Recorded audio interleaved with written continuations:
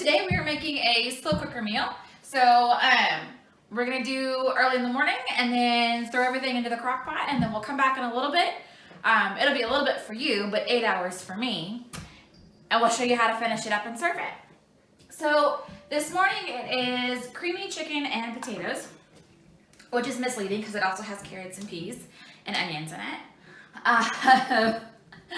But this is a really good, simple one. It comes from my Good Housekeeping Test Kitchen Cookbook, which you can see has a lot of wear and tear because I have used it a bunch. This is a family favorite. Even my kids love it. This has chicken and potatoes, obviously. It has carrots and onions and garlic, thyme, salt, pepper, chicken broth, cornstarch.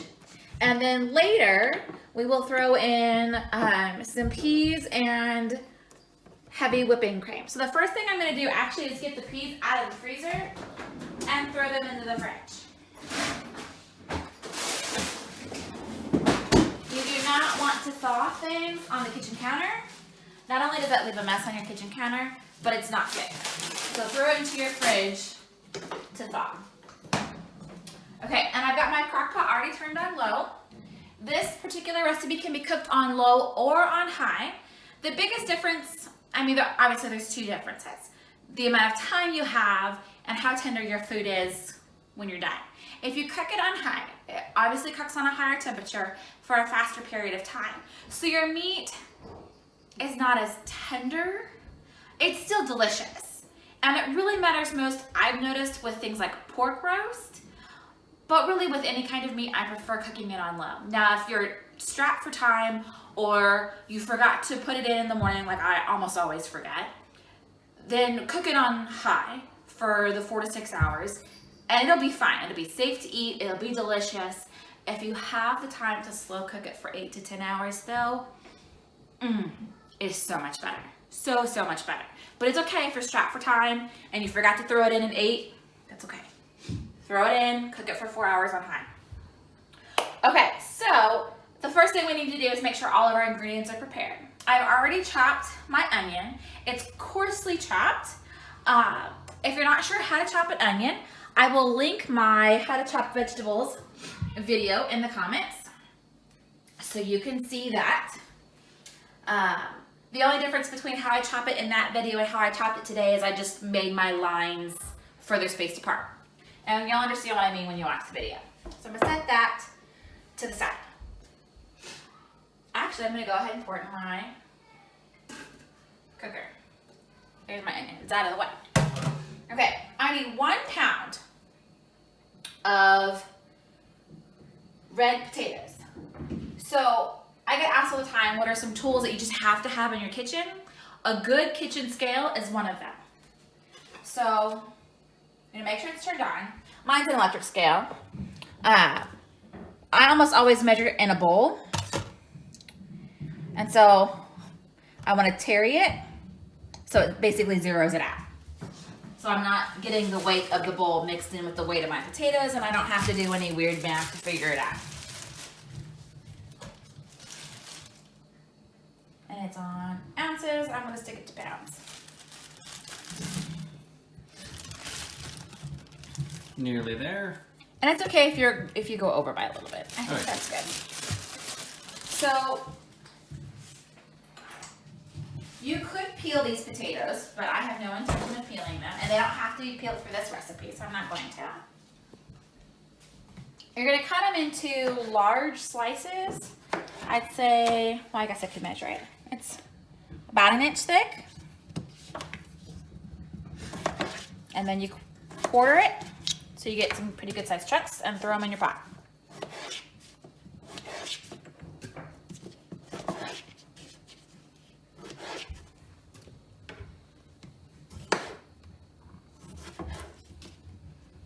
And this isn't one where you have to be meticulous about the size. Slow cookers in general are like that, right? It's gonna cook all the way through? It does have to cook all the way through, but it's cooking for 8 hours. If it doesn't cook all the way through, then maybe your cooker wasn't on. I don't know. I've never had something not cook all the way through. In a slow cooker, that's kind of my point. So make it as chunky as you want, big old hunks, and it'll cook through. I mean, my youngest child is 5, so he doesn't have problems with bite-sized pieces. But if you're worried about it being the wrong size for a smaller child, then definitely cut them smaller. It's really up to you. I like bigger veggies. So, it's not a big deal at all. So there's my potatoes, and my onions are in my pot. Easy peasy lemon squeezy. Without the lemons. Yes, there's no lemons in this. Although that might make it really good. Okay, I'm gonna it's just a bag of baby carrots. How much? A 16-ounce bag of baby carrots. So, pound of potatoes, pound of baby carrots, Yeah. 1 whole onion. Yeah. It says a small onion, and my onion was probably more medium sized, but that's fine. Okay, what am I doing next? Okay, in my 2-cup liquid measuring cup, I'm going to measure out 1 cup of chicken broth.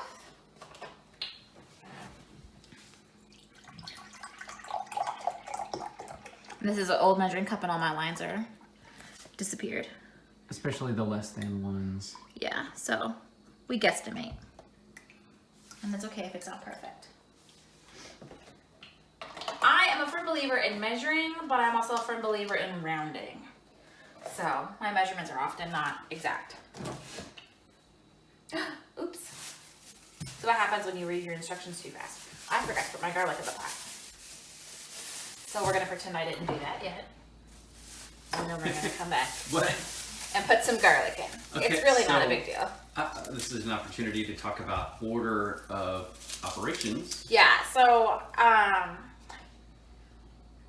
have this like distinct memory of 2nd grade learning how to follow instructions, and like there was a list of like 30 directions, and direction number 30 was don't do any direction except for step 1. And of course I had done all of them, so I didn't do very well. So my point is, make sure you read through your recipe all the way before you get started, so you know what it is you're doing. Even on a recipe that you are very familiar with, like this one, because you'll skip things and forget. So this is this is what's left of a bulb of garlic. This is a clove of garlic. A bulb is made up of cloves. I'm gonna use my press. You don't have to use a garlic press. You could use garlic powder. You could slice it, whatever. I'm using my press because I have it. I'm gonna press my garlic into the pot. Or the garlic's gonna come out of the top of the press. Well, I used a really big garlic bulb, so that happens sometimes. And the peeling was really thick too. Whoa. Yeah, It is. it happens. It's okay. We're just gonna shove it back through. Good. It's like one of those Play-Doh toys. It really is. And then I'm going to wash my hands because garlic is really sticky. And of course, if you haven't already, wash your hands before you start cooking. If you didn't already know that. And I already washed my hands before we started recording.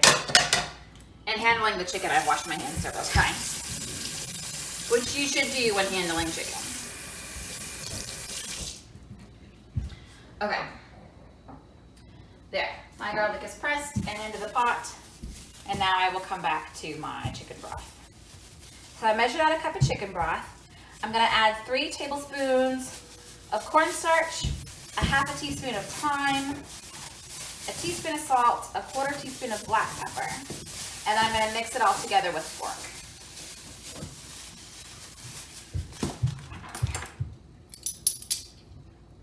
So another kitchen tool that you have to have is a good set of measuring spoons and a good set of measuring cups. I just got these off of Amazon. Pampered Chef makes some nice ones. I tend to go for the metal ones instead of the plastic ones because plastic ones melt if you leave them near hot surfaces. They break instead of bend, and I just end up having to constantly replace them. Metal ones are sturdier. They don't melt. They might bend, but they won't bend out of shape. So I prefer metal, and it's kind of a rounded tablespoon, but it's okay. So 2, 3. I said 3. So that was 1. There's 2. There's 3, and I might need to consider putting cornstarch on my grocery list. It's getting and low. Yeah, it is. Okay. It takes a long time to use cornstarch. It does. I don't use it for very much. Okay, a half a teaspoon of thyme. The other thing I don't like about this measuring spoon set is that it does not have an eighth of a teaspoon. But I don't use an eighth very often, so it's no big. It's my half a teaspoon of thyme. And then for my salt and my pepper, I won't measure it. I'm just gonna grind it with the lid on and then pour it in. You haven't really figured out how to measure out of a grinder. I mean, at this point, I have been cooking for so long that I kind of know what a teaspoon looks like. So I feel confident in not measuring it. You could grind it like I just did and then carefully pour it into a spoon to measure it, but that's fine. That's close enough to a teaspoon. Sorry, my nose is itchy. As far as nutrition facts on this recipe, for those of you who don't know, I am a diabetic, type 2 diabetes, so I follow a strict carb count. This is only 30 grams of carbs per serving. The thing I don't like about this cookbook is it doesn't tell you how big a serving is, but it makes 6 servings, so basically divide what you've cooked into 6, and that's how much I can eat. So there's my pepper. There's the 6 main dish servings, but we've already put in several pounds of vegetables and things, and so it probably will, like, I don't know, there are 6 of us, but one of us is 5 years old. Well, so there's a pound of carrots, a pound of potatoes, and then the garlic and the onion. So 2 pounds. The onion was maybe a quarter of a pound, and the garlic is negligible. So 2 1/4 pounds divided by 6. I don't feel like doing that math today. So I usually eyeball it. It's 30 grams of carbs, and that's well within my limit, because my limit for meals is 45 to 60. So it's okay if I go over by a little bit, so long as my blood sugar stays fine. And since it's a meat meal, it's really gonna be okay. My biggest carbs are gonna come from those potatoes. So I know to watch the potatoes and not have a time. So I'm mixing with a fork. If you've used cornstarch before, you know that it gets really clumpy when it gets wet. If you don't, well, now you know. Cornstarch gets really clumpy when it gets wet. So you wanna use a fork to mix it, so you can really kind of scrape the bottom of your measuring glass to get it all mixed. So the way I often see it is that the cornstarch bonds with the liquid immediately and makes these lumps, and you have to kind of crush apart the lumps with the fork. Yeah, I guess. So a whisk really wouldn't work, and it wouldn't fit well in your measuring cup anyways. Okay, so I'm gonna set that aside. I'm gonna get my chicken prepared. So this is 4 pounds of chicken. The recipe calls for a whole chicken that's pre-cut into pieces. So you can buy them in some grocery stores. You could buy just a whole chicken and pull it apart yourself, or you can use 3 to 4 pounds of chicken that you already have at home, which is what we're doing today. So I don't have the wings. I do have a few thigh pieces, a leg piece, and some breasts. The important part that you need to know about this is that you have to pull the skins off, except for the wings. If you're using wings, you can keep the skin on that. And the thing is, the skin really does just kind of pull off. And this is fat, which you want to pull that off too. So I'm going to use, this is a fillet knife. Very tiny toothed serrations. Yeah, if you don't have a fillet knife, you can just use a serrated knife just to cut off some of this fat. It does make a difference for health. And the fat will cook off if you don't want to take the time to do this. A lot of the fat will pull off with your fingers, but some of it's a little more stubborn and wants to stick to it. Now, my chicken thawed in my refrigerator, but my refrigerator is extra cold, so some of the pieces are still a little frozen. It's okay. It's going to cook for 8 hours. It'll be fine. So just pulling the skin off the thighs. And clearly bone in. Yeah. You'd probably be more pleased if you guys got something that didn't have the bones in it, but I don't know that you can get thighs without bones, can you? I've seen some. They don't come very often, and it's going to be a lot more expensive because of the extra effort that somebody else is getting paid to do what you're doing right now. Oh, I didn't even know you could get thighs without the bones in. I mean, maybe you can. I might have made that up. Say maybe you're making it up. Who knows? I typically try to account for that. It's possible. My chicken breasts were from a giant pack of chicken breasts, and I never used the whole pack, so I just had them frozen. So they don't have the skin on, so that's one less step for me. And those are boneless. So, and you can use whatever. We are. You're kind of arranging them around. And Yeah, I'm just placing them on top of the veggies. Your ingredients are mostly stacked in because, like onions, and then potatoes, and your carrots, and the garlic's there in the middle, and then your you've still got your mixture over there. Yeah, that's gonna get poured over the top. So that's a really gross sound. Sorry. It's you kind of just layer everything in. You could mix up the veggies if you wanted to, so they were more mixed together. Oh yeah, you got a leg quarter in here too. I just layer them on top. Yeah, this is a leg quarter, so it's a leg and a thigh still attached. Yeah, the more work you're gonna have here, honestly, the cheaper it's gonna be at the grocery store, and you'll probably be pleased that you only paid like $1.50 a pound instead of like if you buy some steaks, it's gonna be like $8 a pound, and that's so yeah. If money is an issue, buy the whole chicken. Yeah. That's not cut up. That's all still a whole chicken because whole chickens aren't very expensive. Oh gosh, it's like 8 cents a pound or something. And then pull it apart yourself. We're gonna have to do a video on how to pull apart a chicken, which you will see my husband do because I do not pull apart chickens. That's gross. This is really the most you ever do. I'm sorry. I don't like to do this part. It's gross. And then I have to pull out the leg off the thigh, which basically you have to break that bone. And then you can cut the meat apart. Yeah, vegans look away, which you wouldn't be watching this anyway. Yeah. If you are, I'm sorry, only a little. Sorry, I eat chickens. I have a friend who has a little farm and she has her own chickens. And she actually did she didn't do a video, but she took some pictures of butchering a chicken. So there's the leg and there's the thigh. Pulled apart. And then these are my breasts, which... Okay. Oh my. Just good. Let's move on. Any hoozles. Quicker. Here are my chicken breasts, and you can see this is the tenderloin part. Like if you were getting chicken tenders, it'd be this section, and then this is the breast. Yeah, if you didn't realize that was. You could cut it apart for this, or you could not, and I'm gonna not. It's not a big deal to me. See there it is on this one too, just so you can kind of more clearly identify the parts. This is. When they say chicken tenders or chicken fingers, it's this part of the breast.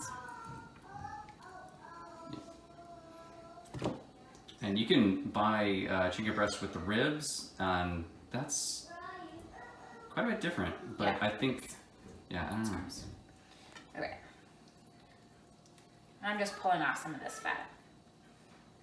It's not a huge deal. It's a tiny little bit. Okay, so everything's layered into my crock pot. I'm going to put my skin and fat pieces back in the bowl. And you can see just how full this thing is. So we'll go like, so there's the button. Oh, it's right up to the lid. Now I'm washing my hands for the 80 bazillionth time. Right. And it's really important to wash your hands when working with chicken so you don't get like salmonella or E. coli or anything like that. Yeah, the pot's still on low, and yes, definitely keep yourself clean. And this is the stuff that you don't eat. That's the stuff that... That's the skin and the fat. I'm going to pitch that. Oh yeah. So, moving on. So, the last thing is that... Where is our little... Excuse me? Yep. Alright, I'm going to give my cornstarch mixture here another stir. I wish you could feel the resistance because the cornstarch has kind of clumped back up. So, not a lot, but a little. So I'm just giving it another stir, and I'm just going to pour it over the top of my meat and veggies. And you will be able to notice how creamy this everything is with that stuff that you just got poured over. Well, we're going to make it creamy later. Oh. So what's going to happen now? It'll get. It's going to cook for 8 minutes, or 8 minutes. I wish. It's going to cook for 8 hours, and then after that 8-hour mark, we're going to take the chicken out and put it on a platter, And then we're gonna take the veggies out using a slotted spoon, and we're gonna put those in a bowl. And then we're gonna add the frozen peas, which are currently thawing. And then we will add a half a cup of heavy whipping cream, and that's gonna be what makes it creamy. We're gonna stir those two things into the liquid that's in the pot and like the juices from the chicken and stuff. We're gonna stir all that together and let it cook for a few minutes on high. And then we're gonna pour that back over the vegetables in our bowl. And that makes kind of like a creamy sauce. You could also serve it on the side in like a gravy boat. And I will probably make some cornbread muffins to go with this. The thing I really love about cornbread is that it goes with just about anything. And it's way fewer carbs and way less saturated fat than biscuits. Although I would prefer biscuits. So I will see you guys 8 hours in my time, but just a few seconds on your device.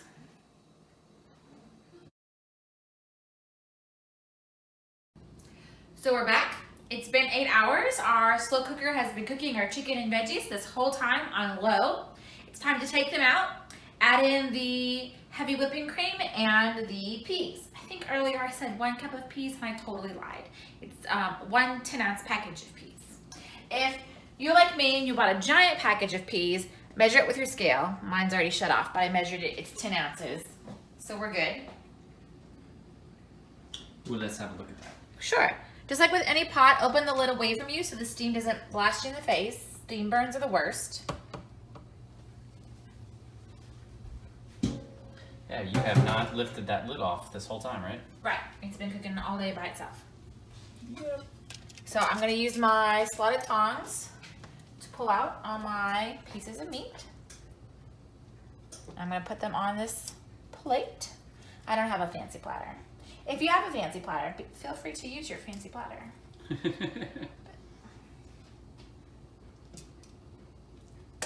I do not, so I'm just using a regular plate.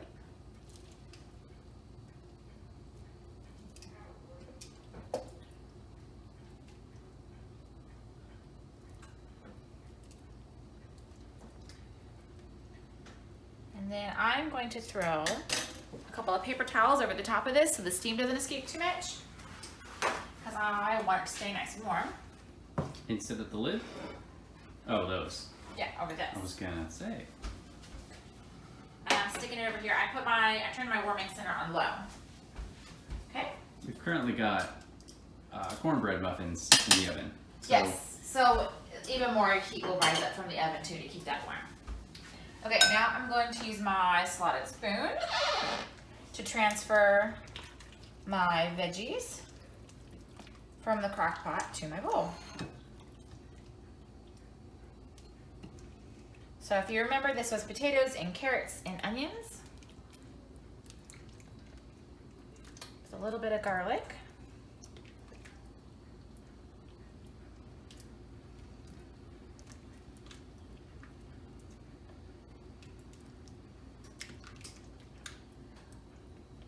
Now I used baby carrots, but you could use regular carrots, peeled and cut to the size you want.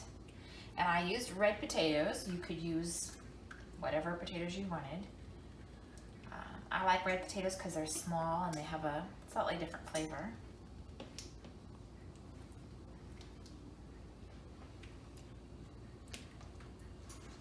And it's cold in my house, so I keep leaning over the crock pot to get the heat because I'm cold.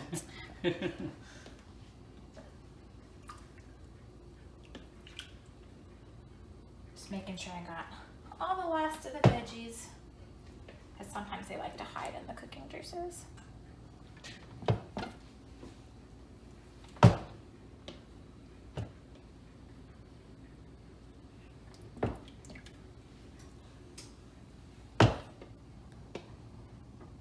Look at those. It smells great, looks great. Yeah, it's a shame they haven't invented smell-o-vision yet. Yeah. Because I wish you could smell how yummy this smells. Right. I think the Food Network would be even more popular than it already is. Probably so. It's a good thing we can't gain calories from smelling. At least I don't think so. Yeah, I'm pretty sure you can't. Okay, so now we just have the the cooking juices that's left from the chicken and the veggies. Remember earlier we poured in that broth mixture that had cornstarch and stuff in it. Most of that has already cooked down, so it's really kind of a clear liquid. I have a stuck potato, which is okay, but there. Okay. Now if I wanted to, I could use a skimmer and skim off the fat, but it's really not a big deal.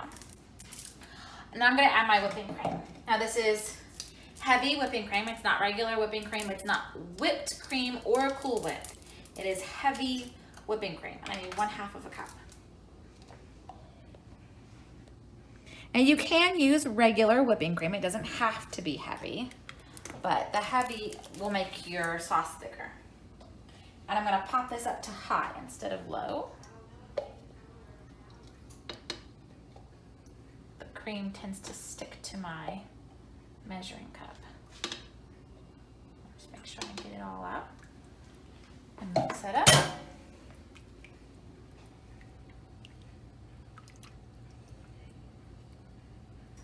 And what are you gonna do with this? This is the sauce that we're going to, you have 2 options. You can either pour it over your veggies and serve it together, or you could put it in a gravy boat and serve it separately. So I'm just gonna cook it on high for a few minutes. I'm gonna add my peas. These are frozen peas, they've been thawed. I actually had to cook them a little bit in the microwave because they didn't thaw in the fridge. My fridge is like super ultra fridge and it's always really cold in there. So add those peas to that. You could use canned peas. It wouldn't taste quite as fresh. There's something about frozen peas, they're more firm. They are, and they're a little bit greener. They're a little bit sweeter. So I'm gonna let canned that. peas are just mushy. I'm gonna let that heat through. My bowl's still hot. 2 hands. Put the lid back on it, actually. So none of the heat escapes while it heats through. And I've got cornbread in the oven that's about to come out. I just use a simple cornbread recipe. You can use the little Jiffy boxes, whatever you want. If you're trying to make it more carb friendly, I have not used the Jiffy box in a while, so I don't remember exactly what the carb rating on that is. But I switched out the all-purpose flour for whole wheat flour, and I switched out the butter for canola oil. And so it's a little bit healthier. Ends up being about 17 grams of carbs per muffin. Healthier than biscuits, which are between 25 and 30 grams per biscuit. And saturated fats are like 1.5 instead of 4.5 per biscuit. So cornbread's way healthier and it's just as tasty. So those are ready to come out. I'm gonna pull them out.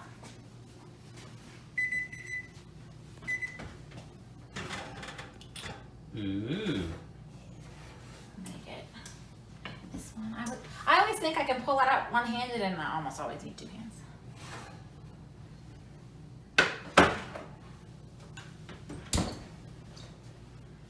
So these may look a little bit different to you because I did use the whole wheat flour instead of all-purpose flour, so they're a little bit more brown and a little bit less yellow. That's really the only difference. I sprayed my muffin pan really good with Pam, so it really should just take a little lift of the knife to get them to come out. Yeah, it really does. Well, maybe not this one.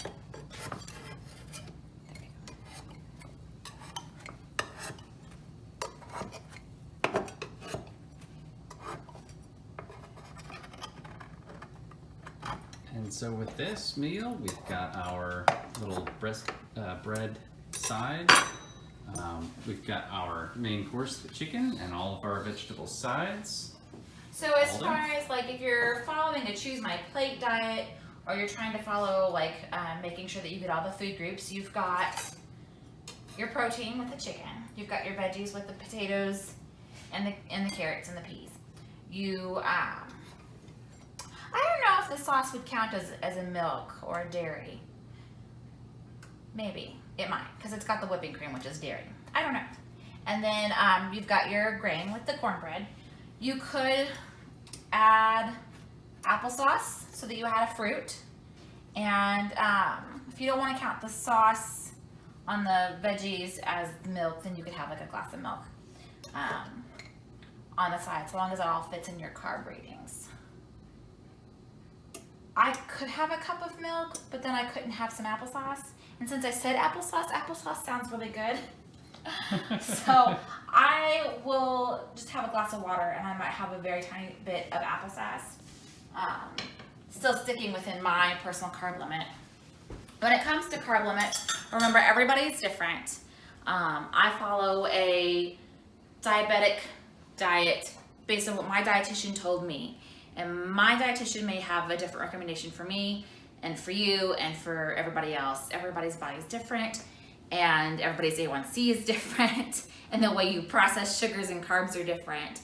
So my carb limit isn't necessarily your carb limit. Yours may be higher or lower depending on what your body is. So before you go and say, well, Crystal said I should only eat 60 grams of carbs per meal or 45 grams of carbs per meal, double check with your healthcare team before you make any diet changes like that, or before you go up or down in your carbs. Always check with your healthcare team. It's super important. Don't just take what I said and say that's for you too. I'm going by what my doctor told me. Okay, this should be ready. It's not really boiling or bubbling. Your crock pot won't really do that. My crock pot doesn't really do that. Maybe yours does. But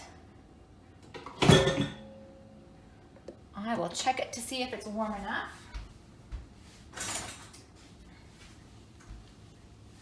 And by check it, I mean I'm gonna taste it.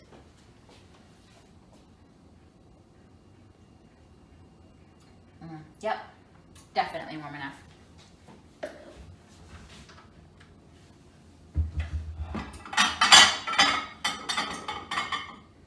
And I'm gonna serve mine on the side. And this does two things for me. It helps make sure that the kids actually get some of the sauce with the peas. And it also helps make sure that they don't get more than what they're willing to eat. Because y'all know children.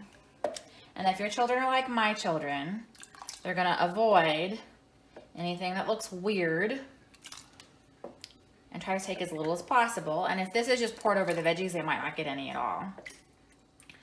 And this way I can make sure that they get a decent amount. Okay, and it doesn't all fit, but that's okay. So let's get a quick look at what the whole meal will look like. Yeah.